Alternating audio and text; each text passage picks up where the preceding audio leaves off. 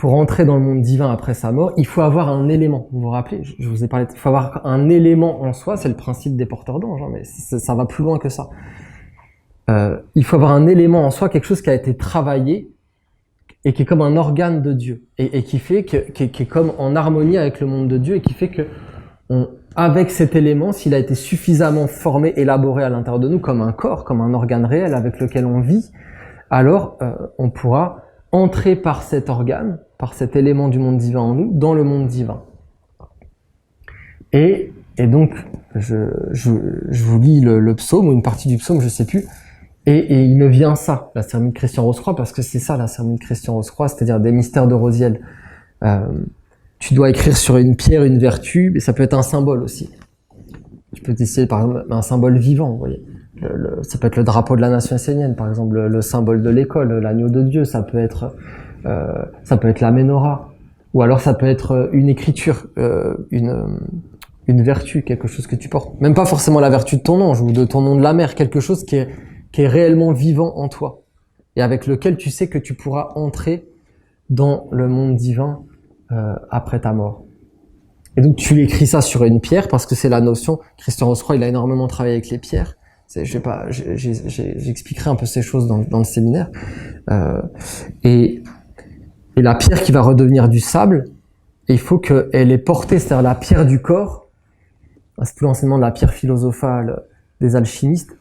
Si la pierre de notre corps, elle a nourri une écriture sacrée, un monde divin, une vertu, un symbole ou un texte sacré, un commandement, alors quand la pierre du corps se dissolvera, eh bien, on s'envolera avec cet élément divin qu'on a nourri. Parce que, donc Rosiel, vous voyez, il est réapparu. Le passage de notre Saint-Martin, il a ouvert une porte pour qu'on aille, pour que Rosiel puisse s'approcher de nous et qu'on s'approche de lui. Parce que Rosiel, il est lié, vous voyez, Rosiel, Gabriel, par exemple, c'est-à-dire la force de Dieu, ou Dieu est ma force. Raphaël, littéralement, je vous donne la traduction littérale. Michael, on le sait, c'est-à-dire qui est comme Dieu. Ce qui est comme Dieu, à l'intérieur de nous, la flamme. Raphaël, ça veut dire la guérison de Dieu, ou Dieu est ma guérison. Rosiel, ça veut dire littéralement en hébreu le secret de Dieu. C'est-à-dire que c'est le gardien des secrets de Dieu. Et du secret de Dieu, c'est-à-dire de l'écriture de Dieu, c'est très proche de Raphaël, Rosiel. C'est-à-dire c'est un monde d'écriture magique, et de connaître là l'idée de ce séminaire, mais c'est pas dans des choses loin, c'est proche de nous, c'est pour qu'on ait comme une lumière sur l'écriture, le secret de Dieu qu'on porte chacun de nous à l'intérieur de nous. C'est pour ça qu'il est associé souvent, on peut l'associer au 5e élément, parce que oui, il y a les 4 archanges, et il y a comme ce 5e archange, dont on parle beaucoup moins, mais qui est présent en réalité, qui est avec nous dans l'alliance. Et regardez d'ailleurs, tout ça, ça m'apparaît maintenant, même dans la ronde de l'année, parce que quand Olivier faisait les séminaires de Rosiel, c'est toujours en février, c'est-à-dire, et regardez dans la ronde de l'année, c'est-à-dire c'est au milieu des 4. Vous avez Michael, Gabriel, Rosiel et Raphaël, Uriel. C'est-à-dire, il est au centre des 4, il est lié à la quintessence, la 5e essence, l'essentiel, l'essence du ciel, vous voyez, la quintessence de Dieu à l'intérieur de nous. Le 5e élément, c'est-à-dire la rose, ce qui a été mis comme symbole, la rose au centre de la croix. Vous voyez, la croix des éléments, le 4 et le 5 au milieu. Qu'est-ce qui, en nous, va nous permettre d'aller vers le monde divin? C'est ça qui doit apparaître au milieu des 4 archanges. C'est lié au principe du nom de la mère. Et tout ça, c'est parce que c'est le secret de Dieu. D'ailleurs, c'est très beau, vous avez là l'origine, en hébreu, vous avez l'origine du mot rose, la rose. Parce que rose, en hébreu, ça veut dire secret. La rose, même le mot rose, hein, la rose, la fleur, la rose, elle nous montre le secret de Dieu. Elle est liée à cet archange, c'est un mystère de cet archange Rosiel. Parce que elle nous montre le secret. Et le secret de Dieu, c'est quoi? C'est le secret de la floraison. De la floraison. À partir des 4 éléments, des 4 corps, de faire fleurir le grain divin. Ce qui est au milieu, vous voyez, la croix. La croix des éléments. Et c'est là, c'est dans, pour ça on dit la rose croix.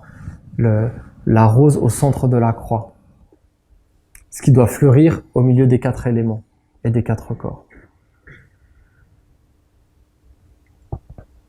Ah, c'est ça, Rosiel. Ça fait longtemps, ça fait 15 ans, je crois, qu'il n'a pas été célébré dans la nation essénienne. Donc, mais là, vous voyez, il vient, je comprends pourquoi il vient. Parce que c'est le 4e jubilé. Bah non, ça y est, c'est clair. C'est le 4e jubilé, vous comprenez? Donc c'est 4, c'est le principe du 4. Et lui, il est le 5e. D'ailleurs, après, on va aller vers le 5e jubilé. Donc, c'est le 4. Il veut qu'on fleurisse dans ce qu'on est réellement. Et c'est le 4e jubilé. Et regardez, c'est le jubilé du cœur. Encore un élément de plus qui nous montre, qui éclaire ce côté de Rosiel. Le jubilé du cœur, c'est-à-dire d'émerger dans ce centre du cœur, de la rose-croix, du centre de la rose au centre de la croix. Et pour ça, il faut se connaître soi-même et il faut réellement fleurir dans ce qu'on est, c'est-à-dire être qui on est réellement. Plus seulement même parce qu'on peut connaître le nom de la mer et que ce soit encore comme un ciel lointain. Non, on doit vivre avec, on doit l'incarner, on doit respirer dedans, on doit être le champ de vie de notre ange et du nom de la mer. C'est ça la rose, la fleur, la rose elle a fleuri. Ça y est, elle a sa couleur qui est apparue, il y a son parfum qui se dégage. C'est le champ de vie, c'est le principe du champ de vie. C'est le 4e jubilé, comprenez? C'est incroyable. Et pourquoi? Et alors ça, voilà, je voyais tout ça. Et le passage de Martine. Non mais c'est incroyable parce que les 3 psaumes, je sais pas, ça je pourrais pas dire, je sais pas si elle a été une rose-croix dans une autre vie, mais c'est très surprenant. Parce que il y a ce chemin-là de Rosiel, il est inscrit dans les 4 psaumes qui ont été donnés pour elle. C'est le chemin de la rose-croix, de l'enseignement de Rosiel. Vous avez le premier psaume, donc c'est incroyable, hein, c'est un mystère.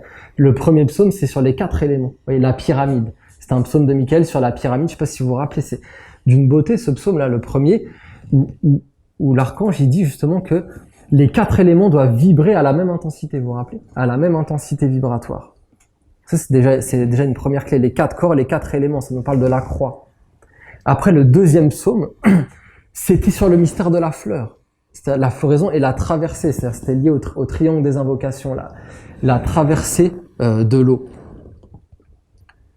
Et donc, c'est la rose. Vous voyez, les 4, premier psaume, les 4 éléments, donc la croix. Le deuxième psaume, il nous parle de la floraison. Et il pose la question, parce que c'est pas qu'à notre Saint-Martin, c'est quand on a un passage du voile, c'est comme si, vous voyez, c'est comme si on passait tous ensemble, on passe une initiation avec l'être qui passe. Et il dit carrément, il pose la question, est-ce que tu vas fleurir? Est-ce que tu vas rester dans le corps enfermé comme une graine? Ou est-ce que tu vas fleurir? Est-ce que tu vas fleurir vers le divin? C'était un enjeu dans son passage. Vous voyez? Et c'était pas facile. Mais ça nous parle à chacun de nous, vous voyez? Après, 3e psaume, j'ai plus les numéros en tête, hein, mais c'est un psaume de Gabriel sur connais-tu le vrai visage de ton âme? Je sais pas si vous vous rappelez, c'est un message sublime. C'est sublime sur l'âme. Donc ça y est, ça veut dire, c'est la 3e étape, hein, donc c'était lié au tapis de prière. L'être qui a fleuri et qui répand son parfum, qui vit avec son âme. Et c'était l'enseignement des Rose-Croix, d'aller jusqu'à l'identification avec son âme, de vivre avec son âme. La renaissance, la résurrection, de renaître avec un autre corps, le corps de la rose, de ce grain divin qui est en toi, tu dois former un corps.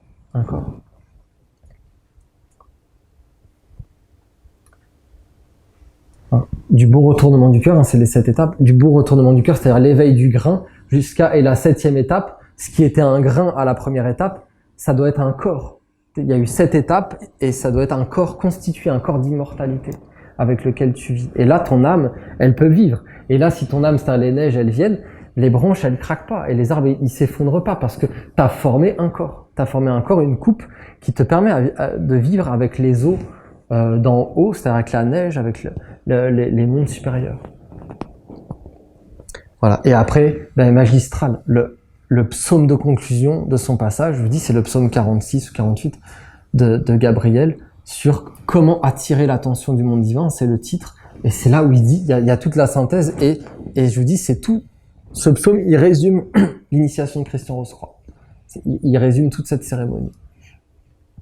Et d'avoir cultivé en soi, parce que c'est ce qui est apparu avec le passage de Martine, c'est que elle avait comme une finesse, d'ailleurs c'est très lié, ce qu'elle portait, c'est vraiment lié au Rose-Croix. comme une subtilité, une finesse. Les Rose-Croix, ils étaient vraiment liés au principe de l'étude, mais des êtres qui avaient vraiment développé leur pensée dans des mondes de subtilité, leur cœur dans des extases mystiques. C'était un courant mystique, mais aussi très parce qu'ils travaillaient avec les pierres, avec le côté minéral, l'alchimie, c'était tous ces enseignements, et c'était des êtres très fins, très subtils. Les amoureux du savoir divin, c'était un de leurs noms, le cercle des serviteurs des mystères divins. L'archange Rodiel, c'est l'archange, le gardien des mystères divins, des mystères de Dieu et de l'amour de Dieu.